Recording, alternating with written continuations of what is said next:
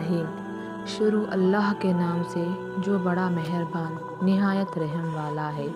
آج ہم آپ کو سنائیں گے ایک کفن چور کا واقعہ جو ہر نئے دفنائے ہوئے مردے کا کفن چرا لیا کرتا تھا۔ ایک رات اس کے ساتھ قبرستان میں کیا معاملہ پیش آیا، آئیے جانتے ہیں۔ ایک بزرگ جن کا نام حضرت سیدانہ اسحاق رحمۃ اللہ علیہ ہے، آپ فرماتے ہیں کہ ایک شخص ہماری محفل میں آیا کرتا تھا مگر اس کا آدھا چہرہ ہمیشہ چھپا رہتا تھا۔ ایک مرتبہ میں نے اس سے پوچھا کہ تم اپنا آدھا چہرہ چھپائے رکھتے ہو، اس کی کیا وجہ ہے؟ مجھے اس راز سے آگاہ کرو۔ اس نے کہا کہ اگر آپ امان عطا فرمائیں تو میں اپنا معاملہ بتاتا ہوں۔ کہا کہ بتاؤ، اصل معاملہ کیا ہے؟ اجازت ملنے پر اس نے اپنی داستان کچھ اس طرح سنائی۔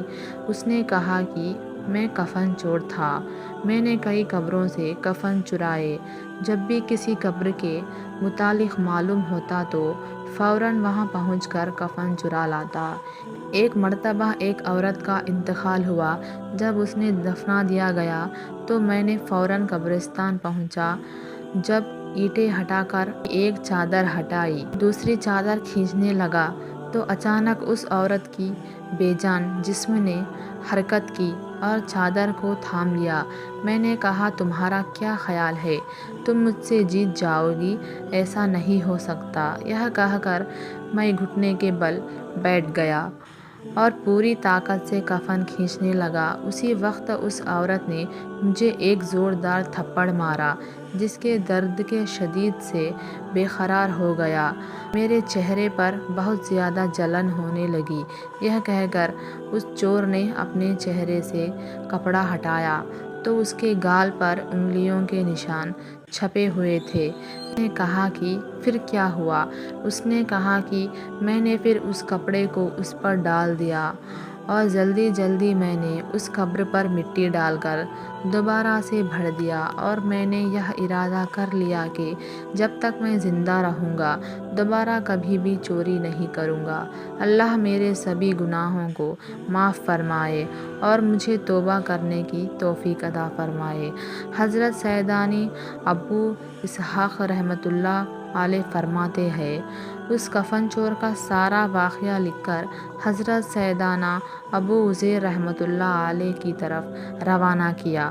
انہوں نے جواب لکھ کر بھیجا کہ سے پوچھو کہ جو مسلمان قبلے کی طرف دفنائے گئے تھے سب کے چہرے قبلے کی طرف ہی تھے یا قبلے کی طرف سے پھر گئے تھے؟ میں نے کفن چور سے پوچھا تو اس نے کہا کہ میں نے جن لوگوں کے کفن چرائے ان میں سے اکثر کے چہرے قبلے سے پھر چکے تھے۔ حضرت سیدنا ابو اسحاق رحمۃ اللہ علیہ فرماتے ہیں، عزیر رحمۃ اللہ علیہ کی خدمت میں بھیجا تو انہوں نے جواب میں یہ تحریر بھجوائی کہ انا للہ و انا الیہ راجعون۔ یہ اسحاق رحمۃ اللہ علیہ جن لوگوں کے چہرے قبلے سے پھر چکے تھے ان کا خاتمہ سنت پر نہیں ہوا۔ پیارے دوستوں، قبر اور آخرت میں لمحہ بھر کا بھی عذاب برداشت سے باہر ہوتا ہے۔ ہماری نازک جسم جہنم کی بھڑکتی ہوئی آگ کا مقابلہ نہیں کر سکتے۔ اگر اسی طرح غفلت بھری زندگی گزارتے رہے اور اسی حالت میں موت آ گئی تو وہ ذلت اور رسوائی اور دردناک عذاب کا سامنا کرنا پڑے گا۔ میرے دوستو، جلد سے جلد اپنے گناہوں سے توبہ کر لیجئے اور رو رو کر اللہ تعالیٰ سے معافی مانگ لیجئے۔ اللہ تعالیٰ ہم سب کو گناہوں کو معاف فرما، آمین۔